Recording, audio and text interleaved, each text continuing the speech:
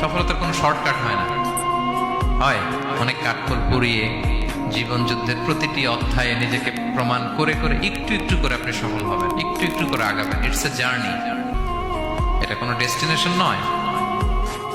এবং সফল হওয়ার পথ পরিক্রমায় কোনো লিফট নেই, সিঁড়ি বেয়ে উপরে উঠতে হয়। কি বেয়ে? কিন্তু আমরা সফল হতে চাই কিভাবে?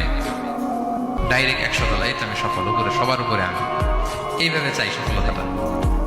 সবার উপরে উঠে যাব, গোল্ড মেডেল গলায় পরাই দিবে, আমরা সাকসেসফুল না।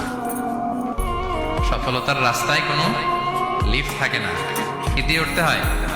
সিঁড়ি বেয়ে ঘাম জড়িয়ে উঠতে হয়। দেখেন, শুধু আলোর মুখ দেখার জন্য মায়ের পেটে আমাদের কত সময় লাগছে বলেন তো?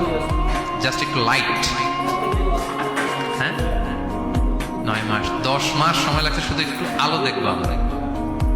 আলোর মুখ দেখার জন্য আমার লাগছে 9 মাস। আর এখানে আমরা শর্টকাট খুঁজে খালি। কি খুঁজি? সফলতার কোনো শর্টকাট নেই। অল্প এফোর্টে যারা সফল হতে চায় এরা কোনোদিন সফল হয় না। ইউসুফ আলাইহিস সালামের জীবনীটা একটু খেয়াল করেন, একটু একটু করে তিনি সামনের দিকে গিয়েছেন এবং সবশেষে ইজিপ্টের ফিনান্স মিনিস্টার হয়েছেন। এজন্য ধৈর্য ধারণ করতে হবে, নিজের সর্বোচ্চটুকু উজাড় করে দিয়ে আপনার রোলটা আপনি প্লে করবেন, এরপর আল্লাহ তাআলার উপর ভরসা রাখবেন। কিন্তু অনেক চেষ্টার পরেও যদি কাঙ্ক্ষিত সফলতা না পান, হতাশ হওয়ার কিছু নাই।